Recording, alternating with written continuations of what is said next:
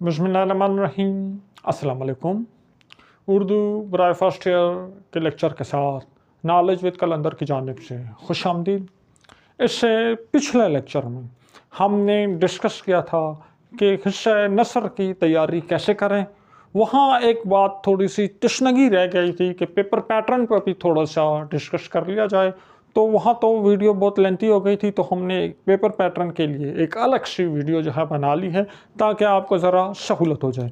आज हम पेपर के पैटर्न को थोड़ा सा डिस्कस करेंगे और इसके अलावा थोड़ी सी प्लानिंग जो है, पेपर प्लानिंग के लिए ये वीडियो बहुत अहम है। आपको थोड़ा सा अंदाज़ा हो जाएगा। मैं अपनी राय, अपना मशवरा जो है वो साथ साथ देता रहूँगा। पेपर में एक तो सेक्शन ए होगा, उस पर हमने अभी बात नहीं करनी। सेक्शन ए के बाद सेक्शन बी और सेक्शन सी होगा। वह तो हिस्सा दोइम हिस्सा सोइम होता है, लेकिन अपनी सहूलत के लिए हम इसको सेक्शन बी और सेक्शन सी जो है वो क्या देते हैं। ये तो उर्दू बराए 11वीं जमात है, लेकिन हमने अपनी सहूलत के लिए इसको फर्स्ट ईयर जो है वो लिखा हुआ है। मेरे कौन से नंबर मिलने हैं, आप लोगों ने अपनी इन चीज़ों का ख्याल रखना है। अच्छा, सेक्शन बी में आपके पास जो हैं 4 सवालात आएंगे। ठीक है, एक सवाल तो हो गया सवाल सेक्शन अलिफ में। सेक्शन बे में सवाल नंबर 2, सवाल नंबर 3, सवाल नंबर 4, सवाल नंबर 5। अभी मार्क्स डिस्ट्रीब्यूशन को छोड़े, वो आप लोग खुद देख सकते हैं। तो इसमें सेक्शन बी में जो सवाल आएंगे आपके पास, पहले 3 सवाल, उसमें आप लोगों ने एक इबारत दी गई होगी और उसके सवाल जो हैं उसी इबारत से मुतालिक सवाल पूछा जाएगा, उसका आपने जवाब देना होगा। पिछली वीडियो में मैं डिटेल से बता चुका हूँ इसकी तैयारी किस तरह करनी है। तो सेक्शन भी जो है ये हमारे पास बेसिकली इसमें ये होगा हिस्सा नसर। सबसे पहले होगा हिस्सा नसर। हिस्सा नसर होगा कि इसमें सबक नंबर 1 से सबक नंबर 10 तक, सबक नंबर 1 से चैप्टर 1 से चैप्टर नंबर 10 तक, चैप्टर 1 से चैप्टर नंबर 10 तक जो है, जो अस्बाक हैं, उन 10 अस्बाक में से कोई एक पैराग्राफ आ जाएगा जो 100 से 150 वर्ड्स के दरमियान होगा। उसमें से आखिर में 6-7 सवालात पूछे जाएंगे, कुछ चॉइस भी होगी। आपने उन सवालात के जवाबात आपने देने होंगे। हिस्सा नसर के बाद ये सवाल नंबर 2 हो गया। फिर आपके पास आ जाएगा हिस्सा नज़म। हिस्सा नसर के बाद आपके पास आ जाएगा हिस्सा नज़म। बिल्कुल सेम टू सेम इसी तरह इसमें आपके पास 7 नज़में हैं, नज़म नंबर 1 से लेके नज़म नंबर 7 तक। नज़म नंबर 1 से नज़म नंबर 7 तक 7 नज़में। कोई नज़म का एक शेर, 2 शेर दिए होंगे, 2 में से एक करना होगा। इस शेर आ जाएगा और उस शेर के बारे में सवालात पूछे जाएंगे। इसके लिए अगर आप हमारा हिस्सा नज़म देख लें, वो वाली वीडियोस देख लें, तो उसमें बहुत डिटेल से जो है हमने एक्सप्लेनेशन की हुई है। तो वहाँ से अगर आप वो देख लें तो वो आपको ये जो है बहुत आसानी से आपका ये जो है सवाल कवर हो जाएगा। उसके बाद अगला जो होगा, अगला सवाल होगा हमारा हिस्सा गज़ल से। हिस्सा गज़ल से, हिस्सा गज़ल से हमारा सवाल होगा। और इसमें मेरे ख्याल में सिर्फ 5 गज़लें हैं।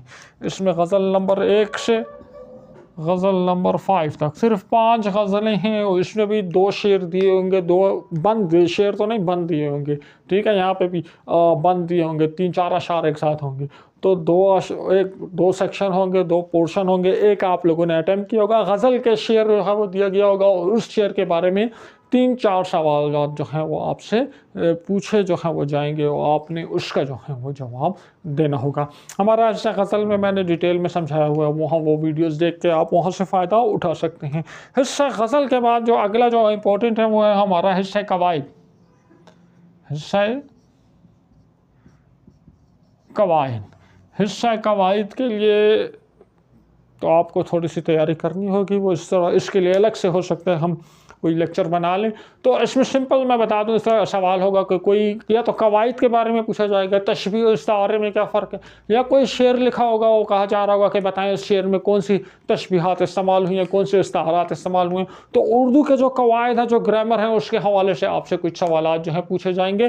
पास पेपर आप देख लें तो आपको थोड़ा सा अंदाज़ा हो जाएगा किस किस्म के सवाल आएंगे। तो ये हमारा सवाल नंबर 2, सवाल नंबर 3, सवाल नंबर 4 और सवाल नंबर 5। ये 5 सवाल सेक्शन भी हमारा मुकम्मल हो गया।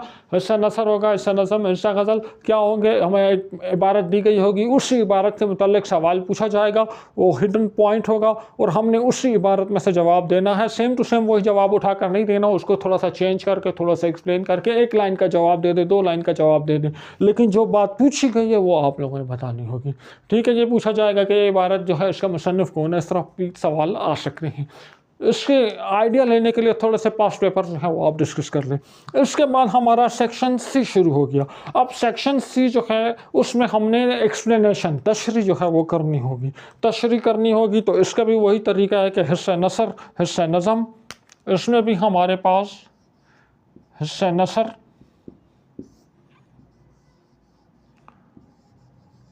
हिस्सा नज़म और हिस्सा गज़ल होंगे। हिस्सा नसर में क्या होगा, हमारे पास एक पैराग्राफ हमें दिया गया होगा, हमने उसकी जो है एक्सप्लेनेशन करनी होगी, तशरीह जो है करनी होगी, सिंपल वर्ड में उसको लिखना होगा, उसके जो सयाक शबाक है उसको थोड़ा माइंड में रखना होगा। अच्छा, अगर यहाँ पे आप सवाल में कह रहे हैं कि सियाक व शबाक को मद्देनज़र रख के इसकी तशरीह करें, फिर तो आपने उसका एक अलग से उसके सियाक व सबाक जो हैं वो भी आप लोगों ने उसके लिखने होंगे कि इस इबारत से पहले क्या हुआ, बाद में क्या हुआ। और अगर वो मांगे नहीं गए हैं तो फिर आपके लिए इतना मस्ट नहीं है उसको लिखना। हिस्सा नज़म, एक नज़म दे दी गई होगी, अब एक शेर दे दिया गया होगा। नज़म का एक शेर नहीं, एक बंद दे दिया होगा, 2-3 अशार होंगे, एक शेर भी हो सकता है, 2 शेर भी हो सकते हैं। वो आप लोगों ने उसकी तशरीह जो है करनी होगी, ये शेर में शायर कह रहा क्या है। ठीक है, मैंने हिस्सा नज़म अपलोड किया हुआ है और वहाँ पे हर शेर की लिखी हुई तशरीह आप लोगों के साथ शेयर की हुई, तो आप वहाँ से मदद ले सकते हैं। उसको छोड़े, आप कोई बुक है, कोई गाइड है, कोई जो आप यूज़ कर रहे हैं, नोट्स हैं आप यूज़ कर रहे हैं, वहाँ से भी आप जो है वो मदद लेकर अपना काम कर सकते हैं। हिस्सा नज़म के बाद इसी तरह फिर हिस्सा गज़ल होगा। ये एक्सप्लेनेशन है, इधर एक गज़ल के अशार लिखे गए होंगे, आप लोगों ने उसकी एक्सप्लेनेशन करनी होगी। वहाँ सवालों के जवाब देने थे, यहाँ एक्सप्लेनेशन। उसके अच्छा, ये हो गया हमारे पास सवाल नंबर 3, सवाल नंबर 4 और सवाल नंबर 5। अच्छा भाई, आपका हो गया 3, 4, 5 तो उधर ही लिखा हुआ है। तो असल में बच्चों ये सवाल नंबर 2 जो है ये सिर्फ एक ही सवाल है। ठीक है, ये एक ही सवाल है, सवाल नंबर 2। ये इसका हिस्सा है, हिस्सा अलिफ, हिस्सा बे, हिस्सा जीम, हिस्सा दाल। तो मैंने उधर 2, 3, 4, 5 इस तरह कर लिया क्योंकि अलग अलग सवाल है। तो पेपर क्वेश्चन नंबर 2 ये होगा, वो उसके 4 पार्ट होंगे। फिर क्वेश्चन नंबर 3, क्वेश्चन नंबर 4 और क्वेश्चन नंबर 5 इस तरह होंगे। फिर इसके बाद आपके पास 2 सवाल और होंगे, एक क्वेश्चन नंबर 6 होगा और एक क्वेश्चन नंबर 7 होगा। ये 2 सवालात और होंगे। अच्छा, अब सवाल नंबर 6 जो है इसमें आप लोगों ने कोई आर्टिकल लिखना होगा। आर्टिकल लिखना होगा, इसमें यूँ समझ लो कि आप लोगों ने कोई ख़त लिखना होगा। ज़रूरी नहीं है ख़त आ जाए, ये आर्टिकल के मुतालिक ख़त भी आ सकता है, कोई दरख्वास्त भी आ सकती है। तो ये पेपर के जो आप सिलेबस वगैरह जो हैं उसको देख लें तो वो वहाँ से आपको क्लियर हो जाएगा। उसके बाद आपका है सवाल नंबर 7। सवाल नंबर 7 है, ये सवाल बेसिकली कहानी से मुतल्लिक है। कोई कहानी वगैरह आ सकती है, कोई रवादात वगैरह आ सकती है, कोई मुकालमा वगैरह जो है सवालात में आ सकता है। सवाल नंबर 6 और 7 की जो वजाहत है इसके लिए फिर आइंदा किसी वीडियो है उसमें डिस्कस कर लेंगे।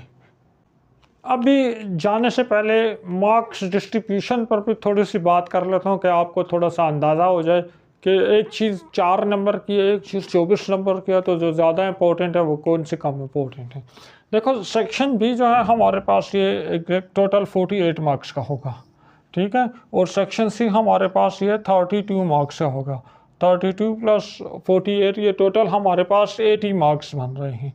20 मार्क्स हमारे MCQs के होंगे, 80 मार्क्स में 48 सेक्शन बी के और 32 मार्क्स हमारे सेक्शन सी के होंगे। अब वो 48 मार्क्स जो सेक्शन बी के हैं ना, वो इस तरह होंगे कि जो सवाल नंबर 2 का पहला हिस्सा, सवाल नंबर 2 का अलिफ वाला हिस्सा नसर, इसके 24 नंबर होंगे। 24 नंबर इस तरह होंगे कि इसमें हमने 6 सवालात के जवाबात देने होंगे। 6 सवालात के जवाबात देने होंगे, हर सवाल 4 नंबर का होगा। तो टोटल जो है हमारे 24 नंबर हिस्से नसर से आ जाएंगे। यानी एक पैराग्राफ दिया गया होगा, उसके आखिर में 6 सवालात के जवाबात देंगे तो 24 नंबर इसके हो जाएंगे। इसी तरह हिस्सा नज़म, हिस्सा नज़म जो होगा इसके हमारे पास 12 नंबर होंगे। 12 नंबर होंगे यानी 4 × 3। आपको कितने सवालात दिए जाएंगे? आपको 4 सवालात जो हैं, सॉरी 3 सवालात आप जो हैं करने होंगे और 4 नंबर होंगे एक सवाल के।